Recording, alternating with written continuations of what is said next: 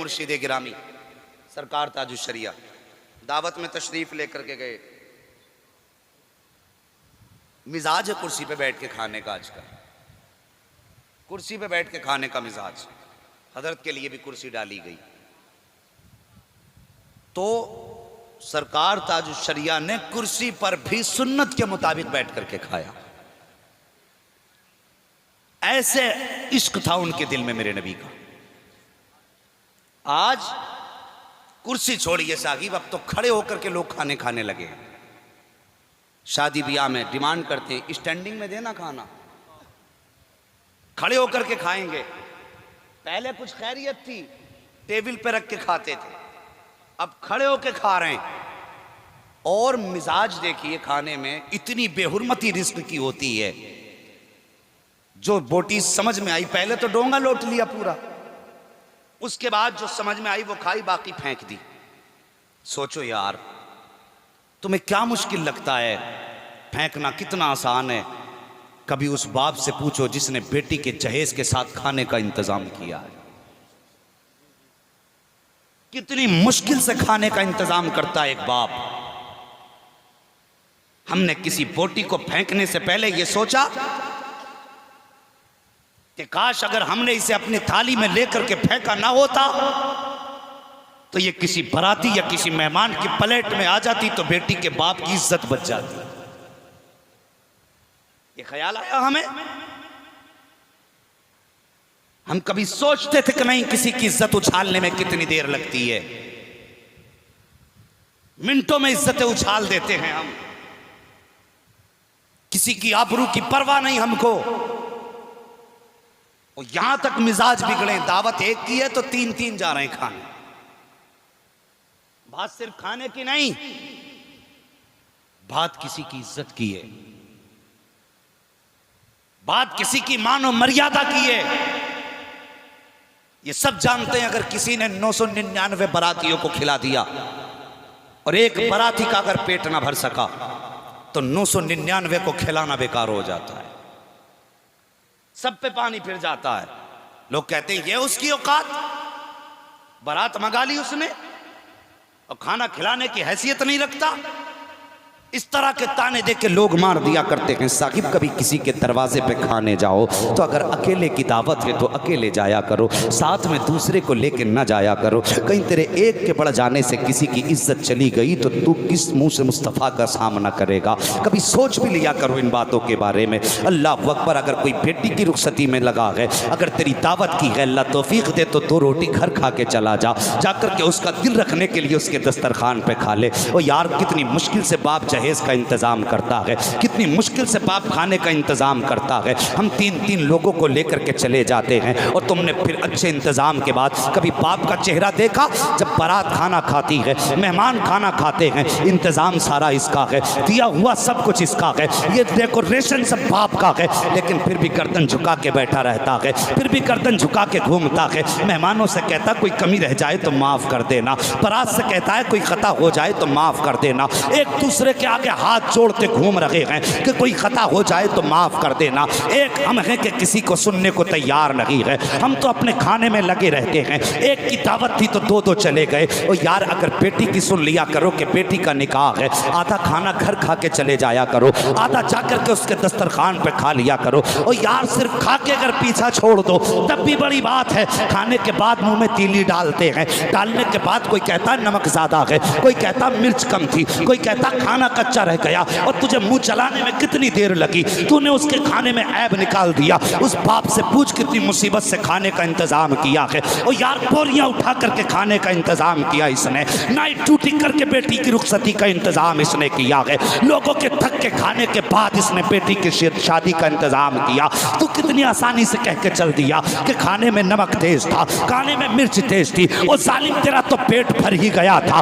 अगर तू बुराई ना करता तो तेरी भूख थोड़ी बढ़ जाती, तेरा पेट खाली नहीं हो जाता। लेकिन तूने बुराई करके जो खाया है उस पे पानी डाल दिया है। और सुन, इस्लाम ये नहीं है, इस्लाम ये है कि अगर तूने उसके दस्तरखान पे खाया था, खाने खाने में कमी भी रह गई थी, अगर तुझसे पूछा था किसी ने कि खाने में कोई कमी तो नहीं है और तू तो खा ही चुका था, कम से कम बाप को खुश करने के लिए तेरे दो पोरुओं के होठ हिल जाते और तू कह देता कोई कमी नहीं है, माशाअल्लाह सब कुछ अच्छा है, इतना कहना तेरा काम होता।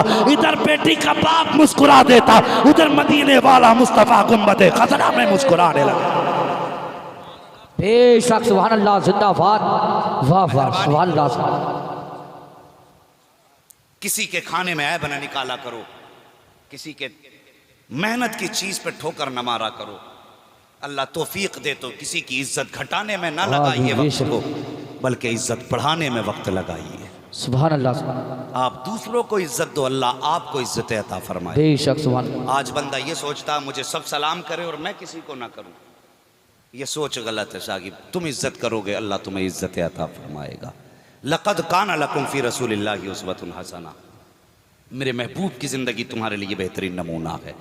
महबूब की ज़िंदगी नमूना है, मुस्तफ़ा की ज़िंदगी को अपनाओ, उनसे प्यार करो और अमल भी यही बना लो और ज़ुबान के जुमले भी यही हों कि जान है इश्क़ मुस्तफ़ा, रोज़ फज़ू करे खुदा, जिसको हो दर्द का मज़ा, नाज़े दवा उठाए क्यों। और जब इश्क़ में मज़ा आता है ना, आला हज़रत तभी तो कहते हैं इश्क़ तेरे सदक़े जलने से छुटे सस्ते, जो आग बुझा देगी वो आग लगाई है। अल्लाह अकबर। फरमाते हैं ऐ दिल ये सुलगना क्या, जलना है तो जल भी उठ, दम घुटने लगा जालिम क्या धूनी रमाई है। अपने नबी से प्यार करो, अपने नबी से इश्क करो। अगर उनसे वफा नहीं तो फिर कुछ भी नहीं है, अगर उनसे प्यार नहीं तो फिर कुछ भी नहीं है। मुस्तफ़ा का प्यार ही असल ईमान है, उनका इश्क ही असल ईमान है। अल्लाह अकबर। मेरे मुर्शिद ने सारी ज़िंदगी मुस्तफ़ा जान रहमत की अज़मतों के नाम कर दी। आज पूरी दुनिया अख्तर रज़ा ख़ान को ताजुश्शरिया के नाम से याद कर रही है। पूरी दुनिया के अंदर आपके चर्चे हैं और खुदा की कसम ये उनके इश्क पर अपनी जान लड़ाने का नतीजा है। और खुदा की कसम पूरा घराना का घराना ही शान वाला है। किसी की 7 पुश्तों में एक वली पैदा हो जाए तो वो 7 पुश्तों तक धौंस देता है। हमारे दादा वली थे और खुद मेंढ काट रहा, उसके बेटे कहते हमारे परदादा वली थे, दूसरे की जमीनें हड़प कर डाली। 7 पुश्तों तक फख्र करते लोग। और क्या कहोगे उस घराने के बारे में जो खुद भी वली, जिनका बाप भी वली, वाह वाह वाह, जिनका दादा भी वली, वाह वाह, जिनका नाना भी वली, पर नाना भी वली, और माँ वो है जो बिस्मिल्लाह पढ़ के आटे को हाथ लगाते तो फिर बरकतें खत्म नहीं होती है। अगर पीछे एक आदमी पढ़ा लिखा हो जाए 7 पुश्तों तक धमकी दे रहा, और यहां तो अगर देखो तो 7 पुश्तों तक सब वली हैं, लेकिन धमकी किसी से नहीं, मेरा बाप वली है। सिर्फ एक बच्चे का मिजाज जो था, इस खानदान के एक बच्चे का मिजाज अगर फख्र था ना तो मुस्तफ़ा जान रहमत की ज़ात पे फख्र था। कभी दादा की ज़ात पे फख्र नहीं किया, कभी परदादा की ज़ात पे फख्र नहीं किया। और यार कुर्बान जाए, ये तन्हा वो वाहिद खानकाह है जिस खानकाह में आज भी पर्दे की सख्ती की जाती है। वरना ऐसा ऐसा लड्डू सा टेढ़ा सा मोड़ा सा ऐसा पीर चल रहा, नहीं सजदे ही करवा रहा वीडियो में है, पूरा मसलक बदनाम करके डाल दिया। सजदे करवा रहे हैं, पैर चुमवा रहे हैं। हया कर यार। मुफ्ती आजम हिंद की बारगाह में अगर कोई आ जाती थी ना औरत, तो डायरेक्ट लाहौल पढ़ा करते। और खुद मैंने ताजुश्शरिया अलैहि रहमत व रिजवान को देखा, जब हम पढ़ने जाते थे तो किसी ने कहा हजरत वो औरतें आपसे सर पे हाथ रखवाना चाहती हैं।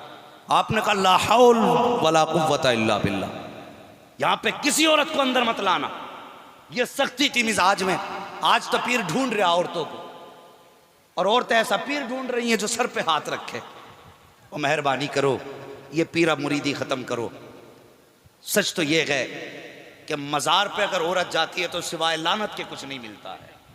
घर बैठ जा, मुसल्ला बिछा दे, कुरान का एक पारा पढ़ ले, अगर वो भी ना पढ़ सके सिर्फ एक रुकू पढ़ दे, अगर वो भी ना पढ़ सके दुरूद याद हो 3 मरतबा दुरूद पाक पढ़ दे। जिस वली से मोहब्बत है हाथ उठा के उसकी बारगाह में सवाब भेज दे। और खुदा की कसम मज़ार पे आने वालों से इतना खुश नहीं होता जितना दूर से दुरूद भेजने वालों पे खुश होता है। वाह वाह वाह, जिंदाबाद, बेशक, सुभान अल्लाह। बदलिए तरीके। तो हालात ये हैं, सजदे करवा रहे हैं लोग, उम्मत को तबाह कर दिया, और इतने सादा दिल लोग ऐसे लोगों को मेहमान बनाते घर में। ऐसे लोगों से मतलब ही क्या है? जो मसला के अहले सुन्नत, मसला के आला हजरत पे नहीं, वो हमारा नहीं हो सकता है। चाहे 7 पुश्ते नहीं 70 पुश्ते वलियों की गुजरी हो, उससे सरोकार नहीं। तू क्या है, हमें उससे मतलब है। मेहरबानी करें, ऐसे लोगों का कतन बाइकाट करें जो मुस्तफ़ा के दीन से खिलवाड़ कर रहे हैं, जो आका की शरीयत के साथ खेल रहे हैं। 36 अंगूठी पहन ली, कमाल कोई नहीं आया है, और वो पूरी जिंदगी चटाई पे बैठ के नबी नबी के नारे लगाते रहे, और कमाल इतना आ गया जबान से कहने की देर होती थी, बदलने में वाकई को देर नहीं हुआ करती थी। ये उनके घराने की शान। सरकार मुफ्ती आजम हिंद, इनके नाना की कहानी सुनाओ।